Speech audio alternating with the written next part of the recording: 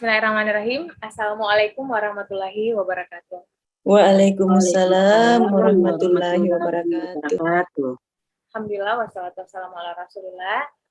Terima kasih teman-temanku, ibu-ibu guru yang baik hati, yang sudah menyempatkan waktunya untuk in-house training program guru penggerak. Baik, sebelum kita mulai, kita sama-sama membaca surah Al-Fatihah demi keberkahan kegiatan kita pada malam hari ini. Oke, jadi yang masih bertanya-tanya, ini sebenarnya kegiatan apa? Jadi pelatihan program guru penggerak, kebetulan SMA Islam Atira 1 Makassar itu daftar dan terpilih menjadi salah satu sekolah penggerak. Dan ini adalah hari ke-9 kami ditugaskan untuk melakukan diseminasi mengenai salah satu topik. Jadi ada banyak topiknya ini. Cuma ini yang saya pilih, kira-kira keterampilan apa yang harus dimiliki oleh peserta didik kita di dalam kurikulum sekolah penggerak. Jadi sebenarnya ini karena kita sudah sama-sama tahu, jadi hanya mempertajam mungkin bagian apanya nanti skill tersebut yang dibutuhkan di sekolah penggerak. Namun sebelum saya masuk, saya mau kesediaan teman-teman semua untuk sharing dulu di awal. Kira-kira apa keterampilan yang paling penting ini dimiliki sama anak-anak menurut Kak? Skill apa yang paling penting? Satu, boleh satu saja. Silahkan masuk di browsernya www.menti.com. Kalau pegang HP, kalau pakai laptop, boleh langsung diketik juga di browser. Kak dulu tahu kira-kira ibu guru ini semua sudah punya jam terbang mengajarnya sudah sangat dalam waktu yang sangat lama, sehingga pasti ada rumusan tak seperti apa sebenarnya murid itu yang bagus ada skillnya itu, bukan kayak matematika atau mata pelajaran, tapi lebih ke soft skill yang harus dimiliki supaya bisa berhasil nanti di masa depan. Berapa tadi? 80 28 46 8. Satu jika yang disuruhkan Ki. Boleh, terserah kita kan kalau mau beberapa. Biasa kadang-kadang curhat kita, ini anak-anak begininya makin itu. Kadang-kadang butuh Ki satu. Nah, biasa juga cerita-cerita Kak sama Kak Jody kalau merekrut karyawan, biasanya bahkan menulis email itu dia tulis isi emailnya di judul. Nggak bisa saya Bu Risma Ani JavaScript kok aku yang terblokir Ki. Oh, jangan Mikanda. Iya. Apa jawabanku itu 3 ku tulis. Komunikatif, ya, leadership dan takwa. Pengambilan keputusan bukan saya. Ya, itu keputusan. Iya. Dasar ini memang. Kembali Mak Di? Iya. Sudah Mas submit. Mana? Bagus kalau tadi kelihatan Ki. Iya, tapi baru ini 3 kuliah yang submit. Kan Kak Iam nggak bisa. Saya sudah mau kolaborasi komputer. Biar banyak-banyak. Kreatif ya. Bedeng. Nggak saya JavaScriptku kenapa terblokir Ki kapan nih? Banyak sekali sebenarnya jawabannya, tapi itu yang 3 pakai yang apa kita peserta? Pakai Chrome? Iya, pakai Chrome Kak. Saya Saya anak komunikasinya. Uji. Ada komunikasinya ya. Kritis anak-anak mau nilai. Critical thinking, kreatif. Assalamualaikum Pak Komunikasi. Tapi kenapa enggak ngasih jawabannya kok? Apa kita ketik? Berpikir kritis. Kita ada? Ini? Oh iya ada. Ada Ji. Kreatif sama apa tadi itu? Berarti sama kreatif. Sama komunikatif. Kalau sama dia akan membesar. Iya, berarti ini 3 orang ini komunikatif ya, besar. Nah, komunikasi itu anak-anak paling penting sebetulnya, yang kurang itu sama anak-anak. Karena literasinya juga anak-anak kan. Sama analisisnya kurang. Bagaimana caranya berkomunikasi yang baik kalau tidak bisa literasi? Iya, itu literasi. Tidak ada bahannya, asbun keluar. Terus bagaimana mau menganalisis kalau tidak literasi? Ya, Betul. pokoknya inti-intinya itu Berkaitan. berkaitan Ki. Berkaitan semua.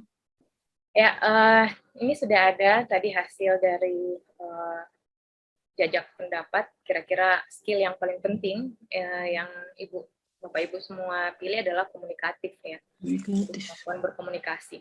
Nah, ternyata seperti saya bilang tadi, jam terbang yang sudah tinggi di mengajar segala macam itu sudah merumuskan ini ternyata skill yang perlu dimiliki oleh siswa, dan ini sama kayak sejalan dengan nanti yang akan ada di profil pelajar Pancasila yang akan kita sampaikan sebentar. Nah, ada satu contoh di kehidupan sehari-hari. Misalkan ada lowongan kerja.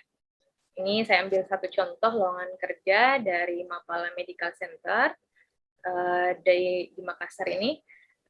Itu mencari dokter umum dan dokter gigi. Kualifikasinya itu ada 1, 2, 3, 4, 5. Ada STR, SIP, fresh graduate, maksimal 27 tahun, sehat jasmani dan rohani, komunikatif dan ramah, dapat bekerja dalam tim ataupun individu. Nah, ini adalah job vakansi atau pencarian kerja yang nggak mungkin menulis semua skill yang harus dimiliki. Jadi kayak apa yang paling penting, tapi ada yang tidak terlihat di sini. Yang tidak terlihat itu adalah yang tadi, soft skill yang kita tulis. Nah, nggak mungkin seorang dokter itu kajili-jili, atau misalkan tidak hati-hati. Nggak mungkin juga nggak disiplin. Nah, itu akan, kalau misalkan ditulis itu akan panjang. Nah, itulah yang diperlukan sebenarnya sama para pencari kerja di dunia luar sana. Nah, itu juga yang harus kita siapkan murid-murid supaya punya kualifikasi yang tidak tertulis itu. Kalau yang tertulis, ya jelas pasti sudah mereka punya ya kayak lulusan apa segala macam. Tapi yang tidak tertulis inilah yang merupakan soft skill yang seringkali dipandang sebelah mata, tapi sebenarnya itu sangat-sangat penting. Sebagai seorang pribadi itu penting, dan sebagai society di masyarakat itu juga penting. Nah, setelah dirumus-rumuskan sama para ahli, para segala macam, ternyata ada beberapa skill yang fundamental yang wajib dimiliki oleh peserta didik kita. Ini juga masuk nih semua dalam rumusan keterampilan abad 21. Yang pertama basic thinking skill. Kemudian bagaimana dia bisa punya pemikiran. Ini dari kalau dia paham logika matematika sebenarnya. Itu sangat banyak manfaatnya. Kayak misalkan matematika kita gunakan sebagai angket. Kayak 1 tidak baik, 5 itu sangat baik. Misalkan dikasih pertanyaan 1, 2, 3, karena orang Indonesia itu biasa biar tidak baik kita kasih juga rata-rata, misalkan 1, 3, 2, 3, 3, 4 misalkan. Terus yang satunya lagi yang menilai dirinya karena dia baik di semua hal, jadi dia tulis 5, 5, 5. Pas dirata-ratakan dia jadi 5, pas dirata-ratakan yang ini jadi 3, sekian. Nah, jadi kayak 3 sama 5 itu kan tidak terlalu jauh di jaraknya. Nah, artinya apa? Bahayanya ini, misalkan ini sangat buruk, tapi nilainya 3. Nah, ini sangat baik, nilainya 5. Jadi kayak bahaya ini. Bahayanya adalah, orang berpikir, kualifikasinya mirip. Oh, enggak apa-apa mungkin kalau gajinya sama, atau beda sedikit. Karena skillnya kurang lebih mirip. Nah, tapi ada sebuah, kalau misalkan basic thinking skill nggak bagus, kita kali ini tadi, 5 kali 5 kali 5 itu bakal jadi 125 dibandingkan 3 kali 3 9 kali 4 nah itu akan jauh berbeda nih. Jadi kelihatan nih ternyata perbedaan antara si A dan si B ini dengan cara kita menerapkan di matematika skill. Bukan matematika yang ribet, tapi ini cuma matematika dasar ya, matematika dasar. Filosofi Ki Hajar Dewantara. Pendidikan merdeka itu berdaya upaya dengan sengaja untuk memajukan hidup, tumbuhnya budi, pekerti, rasa, pikiran, roh, dan badan anak dengan jalan pengajaran, teladan, dan pembiasaan, jangan disertai perintah dan paksa.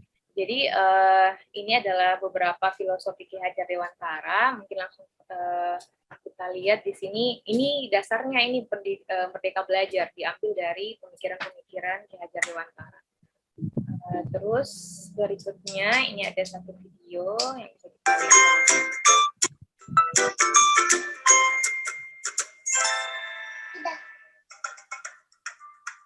Setiap tanggal 2 Mei, kita memperingati Hari Pendidikan Nasional yang diambil dari hari kelahiran Ki Hajar Dewantara.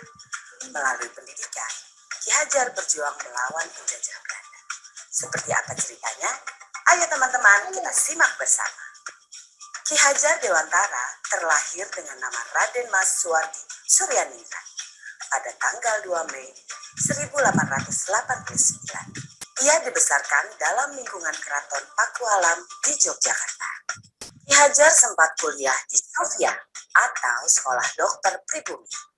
Kemudian, ia bekerja sebagai wartawan, orang seperti Utusan Hindia dan Kaum Muda. Sejak muda, Ki Hajar berani menentang pemerintah kolonial Belanda. Bersama Daus Dekker dan Cipto Mangunkusumo, ia mendirikan Indis Partis pada tahun 1912 yang bertujuan mencapai Indonesia merdeka. Akibat kritiknya pada pemerintah Belanda, dalam tulisan Seandainya Aku Seorang Belanda, Ki Hajar diasingkan ke Pulau Bangka. Daus Dekker dan Cipto Mangunkusumo membela sahabat mereka. Sehingga akhirnya 3 serangkai ini diasingkan bersama-sama ke negeri Belanda. Masa pengasingan di Belanda dimanfaatkan Ki Hajar untuk mendalami dunia pendidikan dan pengajaran. Pada tahun 1919, Ki Hajar kembali ke tanah air dan terus mengkritik pemerintahan kolonial Belanda lewat tulisan-tulisannya. Ia pun sering keluar masuk penjara. Tanggal 3 Juli 1922, Ki Hajar mendirikan lembaga pendidikan taman siswa di Yogyakarta. Sejak saat itu, Suwardi Suryaningrat memakai nama Ki Hajar Dewantara. Anak-anak dari semua kalangan, baik ningrat maupun rakyat biasa, bisa bersekolah di taman siswa. Perguruan ini memiliki simbol yang Ing Ngarso Sengkulodo, Ing Madyo Mangunkaso, Tuturi Handayani. Artinya, di depan memberi contoh, di tengah membangun semangat, dan di belakang memberi dorongan.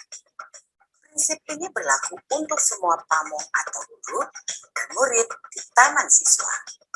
Setelah Indonesia merdeka, Presiden Soekarno mengangkat Ki Hajar sebagai Menteri Pendidikan pertama. Boya Tuturi Handayani pun hingga kini tetap dipakai dalam dunia pendidikan Indonesia.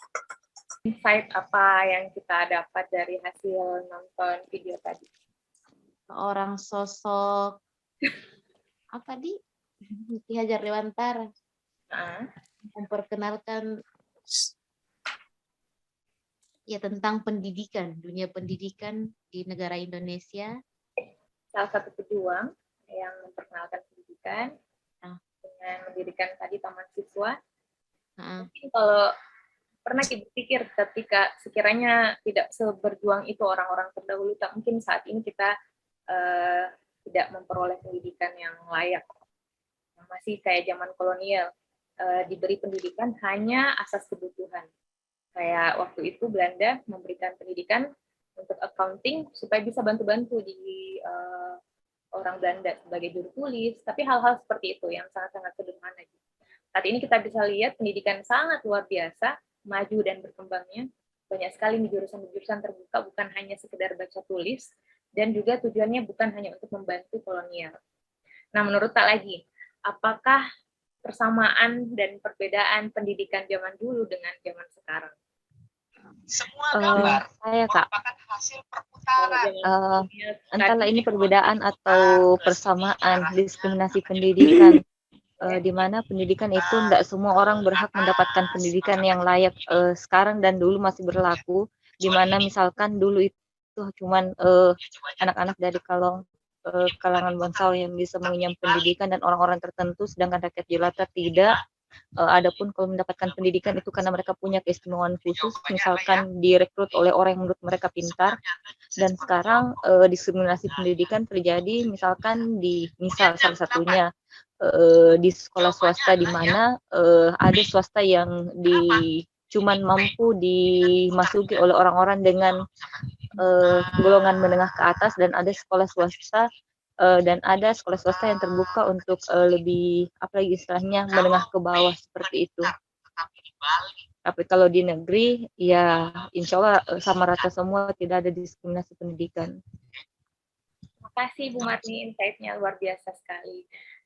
Jadi itu salah satu. Kemudian ada juga teman yang berpikir kalau saat ini masih kondisi terjajah pendidikan kita karena kita mau menempuh pendidikan untuk bekerja.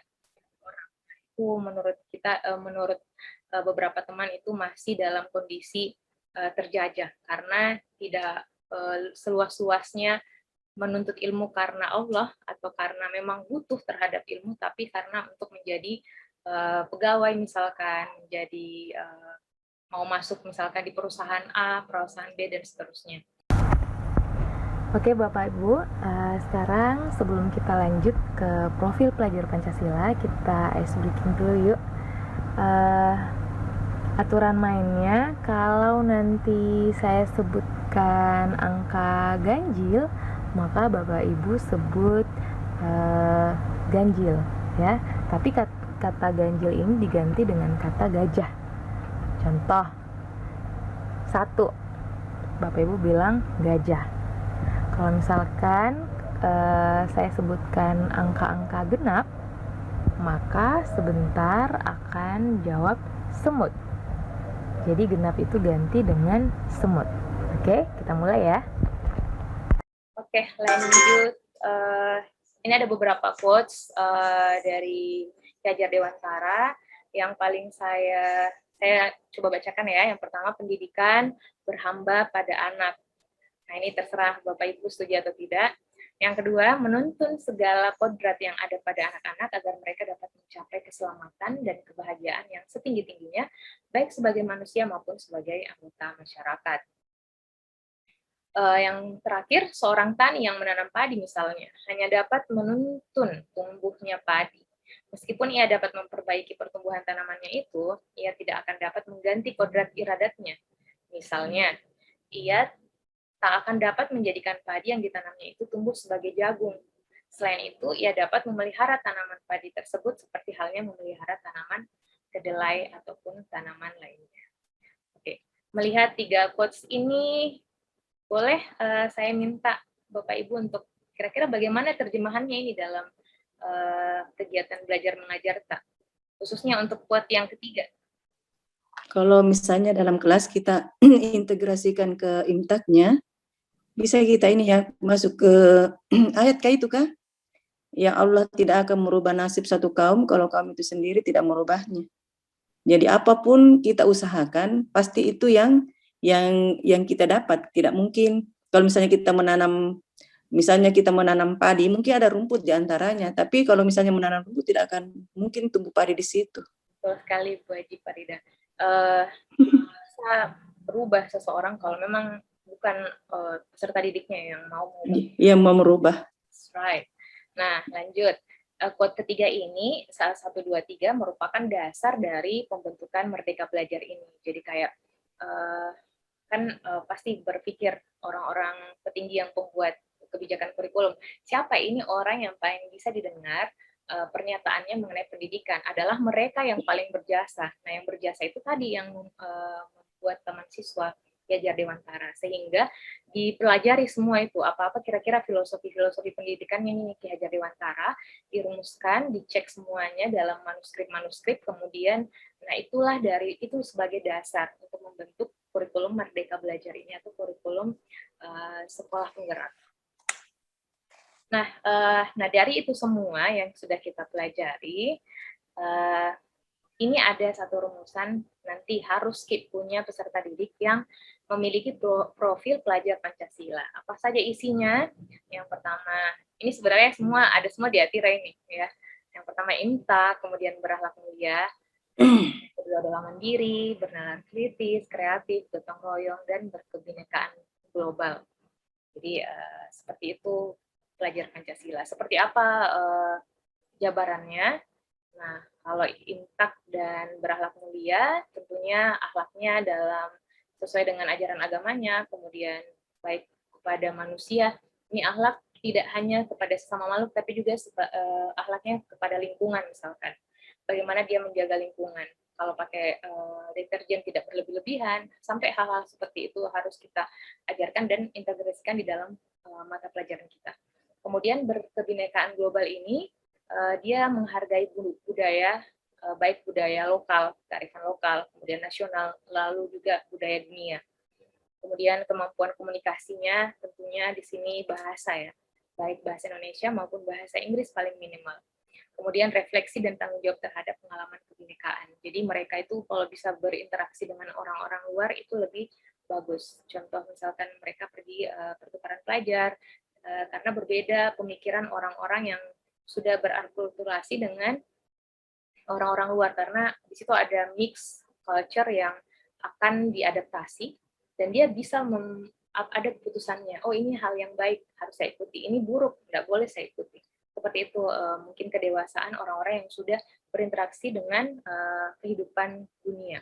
Kemudian gotong royong ini dalam bentuk kolaborasi, kepedulian dan berbagi, semangat mandiri, kesadaran akan diri dan situasi yang dihadapi, lalu dia punya regulasi terhadap dirinya, punya aturan meskipun sekolah tidak atur seperti ini, dia bikin list sendiri, bikin to-do list, bikin jadwal mandiri. Nah itu. Kemudian bernalar kritis. Nah ini tadi salah satu pilihan Bapak Ibu guru, memperoleh dan memproses informasi dan gagasan. Kemudian menganalisis dan mengevaluasi penalaran, merefleksi pemikiran proses berpikir, mengambil keputusan, lalu terakhir kreatif, punya gagasan, punya karya, punya tindakan. Nah, kenapa ini semua penting? Baik bagi diri maupun sosial. Baik bagi diri, dia akan menjadi sukses, baik di dunia maupun di akhiratnya. Bagi sosial, itu akan sangat bermanfaat kalau orang-orang kita cerdas. Bayangkan kalau ada orang, mohon maaf, misalkan kurang cerdas. Kemudian karena kurang cerdasnya dikasih uang, sogokan dia memilih misalkan anggota dewan. Nah, pilihan-pilihan yang seperti inilah yang salah, bisa membuat sistem negara kita rusak. Berikutnya lagi, ada orang karena tidak memiliki tanggung jawab, maka dia misalkan berjalan di jalanan itu tidak memperhatikan rambu-rambu lalu lintas, kemudian balapan segala macam karena dia tidak memiliki ini misalkan akhlak ya, tidak ada akhlaknya, dan itu bisa merusak sosial sehingga terbentuklah misalkan sebuah kebudayaan yang aut-autan, kebudayaan yang pemarah karena kayak begitu, saling tidak disiplin, tidak memiliki akhlak ya, seperti itu. Jadi kenapa ini penting? Karena bukan hanya membangun pribadi yang lebih baik, tapi juga membangun society atau masyarakat yang lebih baik lagi. Kita di Makassar ini ada banyak sekali PR, karena terkenal di luar-luar itu kurang disiplin, tidak bisa antri, mungkin dari tata bahasa, kalau misalkan dibandingkan dengan orang-orang Jawa, itu kita dianggap agak keras. Nah, seperti itu. Tapi dibalik itu adalah karakter, tapi maksudnya dibalik itu minimal dengan karakter kita tetap bisa dihargai di mata nasional dulu sebelum ke dunia. Nah, jadi seperti tapi itu. Coba Dinda, ini ada kejadian kan baru-baru, ini pegawai KPK yang dites itu ada berapa, 17 berapa orang kah itu yang dites. Ini kan ada untuk profil apalagi pelajar Pancasila. Di sini ada beriman bertawakal kepada Tuhan yang Maha Esa. Nah, terus di baru-baru waktu tes untuk calon ASN ya dari pegawai KPK, dianggap rata-rata orang yang memiliki kredibilitas dan jujur, ternyata pada saat dites ini BKN itu seperti membenturkan antara Pancasila dengan agama. Karena di situ pertanyaannya apa? Apakah Anda siap untuk melepaskan jilbab Anda pada saat diangkat jadi CPNS? Itu. Nah, pegawai ini yang perempuan bilang saya tidak akan melepaskan jilbab saya karena ini adalah perintah agama saya. Itu. Akhirnya kan tidak diterima. Dan ada lagi pertanyaan yang lebih untuk yang ini, banyak pertanyaannya memang yang sengaja seperti membenturkan. Padahal di sini di profil misalnya kita tanamkan di sekolah tentang bagaimana pelajar Pancasila itu beriman sesuai dengan agamanya masing-masing. Ternyata di lapangan kebijakan dari pemerintah lain, akhirnya kan anak-anak bagaimana sih, bingung. Jadi harusnya pemerintah juga, karena ini sudah dicanangkan seperti di sekolah, kita sudah tanamkan mulai dari SD, SMP, SMA, jangan sampai pada saat dia keluar dari bangku pendidikan, masuk ke dunia kerja itu seperti itu kejadiannya. Iya.